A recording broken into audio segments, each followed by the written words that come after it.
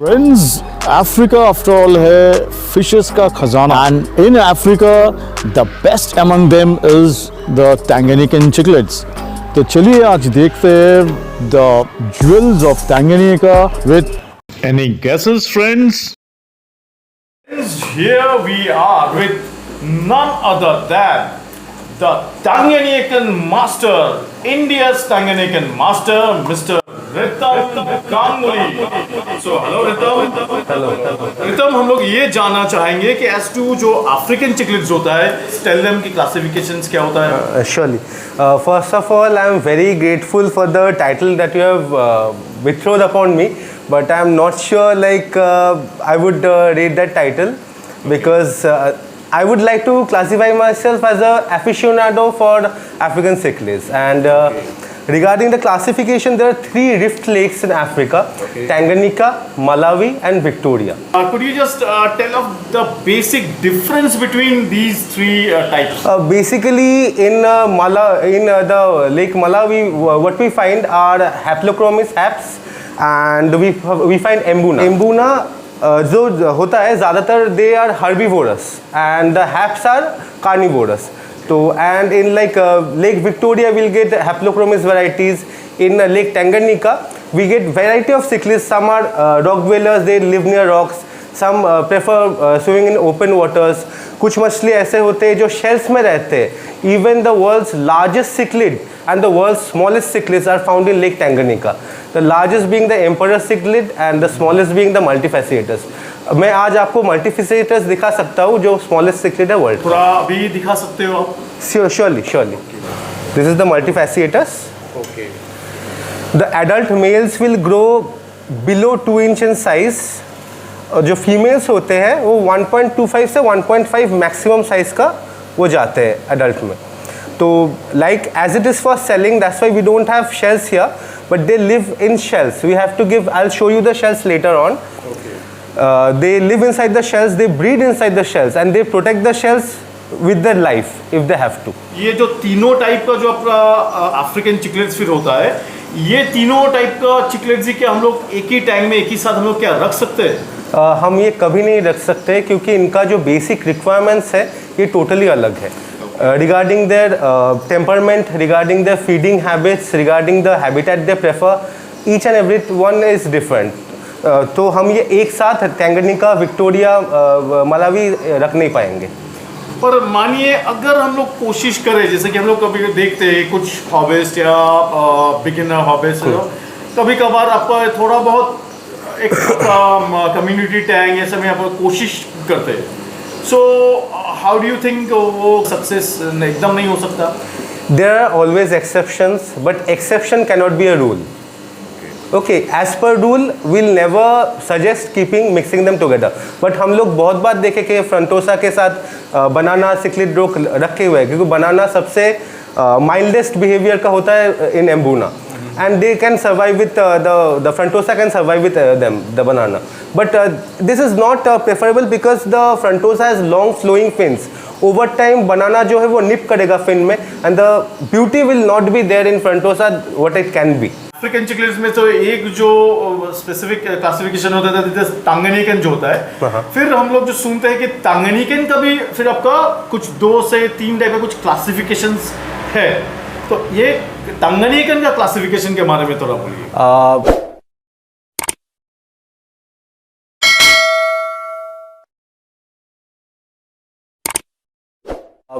In scientific jargon, I won't go into scientific jargon because there are more than 250 varieties of cichlids in Lake Tanganyika. From a basic point of view of hobbies, जो मैं कहना चाहता हूँ कि basically we can classify regarding the कहाँ पे वो cichlids रहते हैं. कुछ cichlids prefer करते हैं shells में रहना, shells में वो ब्रीडिंग करते हैं, उसमें हम shell dweller के अंदर क्लासीफाई कर सकते हैं. कुछ स्पीसीज होते हैं जो ओपन वाटर, डीप वाटर में रहना पसंद करते हैं. हमें ये भूलना नहीं चाहिए कि लेक टंगानिका वर्ल्ड का 2nd लार्जेस्ट लेक है. तो just behind lake Baikal in Russia. तो this a huge landscape with a huge changing environment. Some areas can go very deep like frontosa, they can be as deep as 50 meters inside the lake Tanganyika. And some like the shell dwellers, they are near the shoreline. Okay, तो we can specify कि कौन से जगह में वो रहना पसंद करते हैं।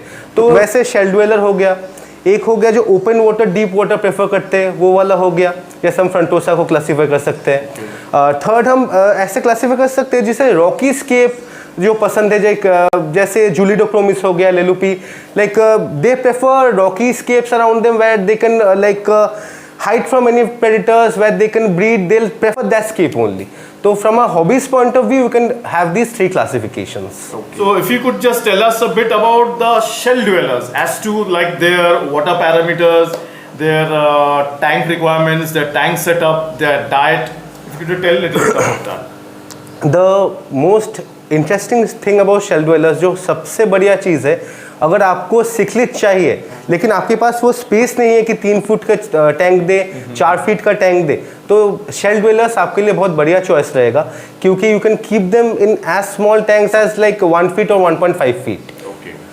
And the basic thing for shell dwellers is like कि उन्हें बेस पे सैंड पसंद है, जो they like to play with the sand, that is like how they live. And हमने जैसे बोला था कि शेल्स ऐड नहीं किए, तो you have to add shells. They have the shells like each male will prefer like having each fish rather 2-3 shell पसंद करेंगे, क्योंकि वो सिलेक्ट करके उसे प्रोटेक्ट करेंगे। तो वैसे with shells, with sand and with water, pH age पर पीएच, आपका अगर पीएच अबव 7.2 7.3 लाइक नेचुरली, जो एज पर अगर आप गूगल में देखेंगे तो ज़्यादातर आपको दिखेगा कि अराउंड 7.5 से 9, लेकिन आजकल का दिन में जो फिश हमें मिलता है वो वाइल्ड कॉट नहीं होता है, तो जो टैंक ब्रेड फिश होता है उनका उतना हाई पीएच नहीं लगता है। तो ये ओवर टाइम ये बहुत ज़्यादा एक्लिमेटाइज हो जाते हैं। तो if your pH is anywhere near 7.2 and higher, that is enough for them. And the temperature? Ideal temperature will range from 22 degrees centigrade to 28 degrees centigrade. And if you could just tell a little bit about their diet? Shell dweller cichlids in particular are they want carnivorous treats in between, और उसके बीच आप कोई भी cichlid staple, carnivorous staple food आप दे सकते हो, लेकिन उसके साथ आपको सप्लीमेंट करना है with anything like brine shrimp, जैसे आर्टिमिया बोलते हैं हम, या माइसिस श्रिम्प उसे दे सकते हैं। It will mimic the natural like what they have in nature. तो कुछ शायद कुछ स्पेसिफिक स्पेशलाइज्ड आपका डाइट कुछ होता है? मैं आपको दिखा देता हूँ इनका फीडिंग, जो जिससे सबसे बढ़िया जाता है। ये बेसिकली टेरा का काना सिक्लिड फूड है। काना सिक्लिड फूड में जो प्रोटीन जो होता है ज़्यादातर रहता है, तो इनके लिए बहुत बढ़िया खाना रहता है। और ओकेशनल ट्रीट्स इन्हें लगता है जो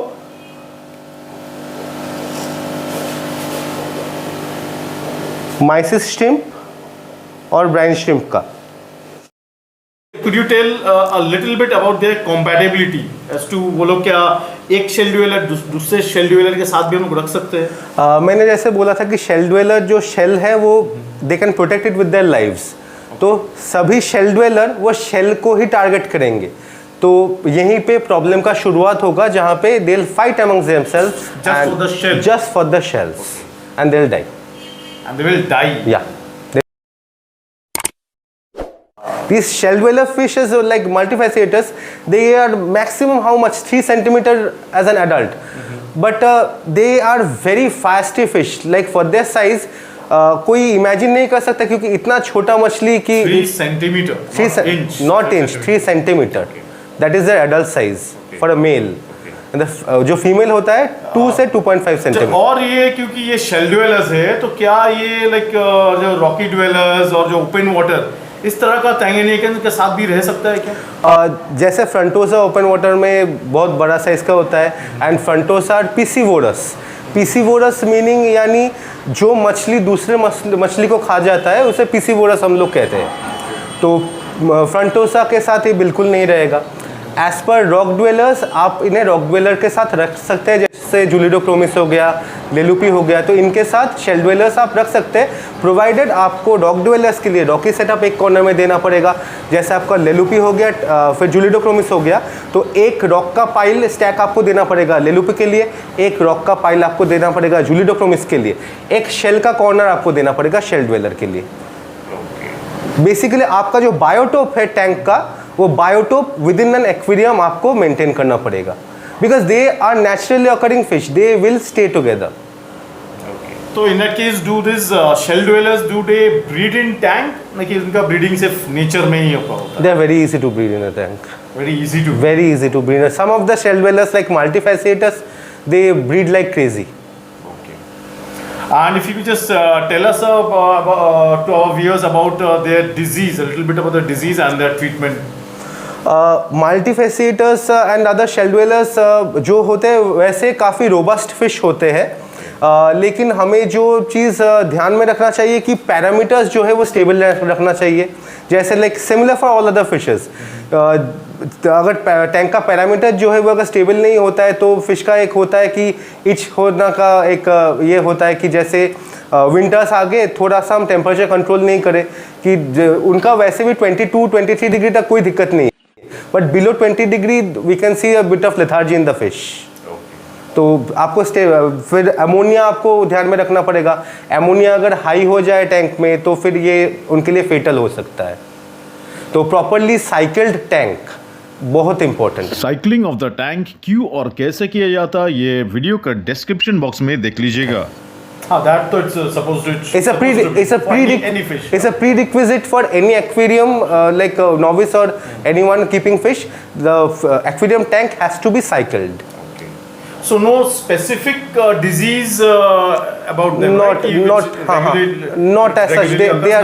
They are robust fishes. They live inside the shells. The shell is a must for them. Yes. पर आपके पास अगर वो shells नहीं है for them, for the customer to buy, for the hobbyist to buy, so in that case, what are the options a hobbyist have in order to give them a dwelling place? A very simple option is to have apple snail shells. वो वैसे हमारे पास भी रहता है, लेकिन by chance हमारे यहाँ पे नहीं रहता है, तो apple snails are available everywhere, तो उनका shells will be more than enough. Okay. Could you just show us a bit of? Surely. These are the turbo shells. ये वाले turbo shells है। भीतर के तरफ। बिल्कुल। ये वाले turbo shells है। ये वाले नॉर्मल एप्पल स्नेल के शेल्स है। And for per fish you have to give minimum 1 or 2 shells. Like if you have 20 fish, you cannot have 10 shells. You have to give 20 for each of them. 20 or maybe more. The more 30 would be good.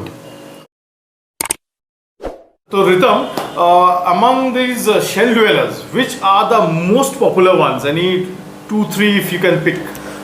Rather than picking and telling, let me just show you that. This one मैंने आपको पहले ही दिखा दिया था।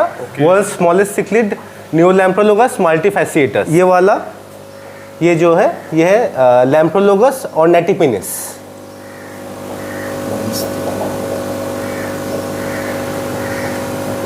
ये ornatipinis ये भी एक शेल ड्वेलर का वैरायटी आपको है। ये बेसिकली आपको दिखेगा कि इसका आग जो है बहुत सामने है, लाइक आप जैसे बोल रहे थे कि लाइक देखने में कौन सा डिफरेंस है। आप मल्टीफेसेट का जो देखेंगे प्रॉपर जैसे आपके ये लाइक मिडिल ऑफ द आई से जो आँख है, ठीक है, यहाँ पे लाइक ये उतना ज़्यादा बड़ा साइज़ भी नहीं होता है इनका, जस्ट स्मॉलेस्ट साइज़ होता है, लेकिन ऑरेंटिपिनिस जो है उनसे बड़ा साइज़ में आता है। ऑरेंटिपिनिस मैक्सिमम आपका 3 इंच तक साइज़ दे देगा ऑरेंटिपिनिस का। But aurantipinnis are not true shell dwellers.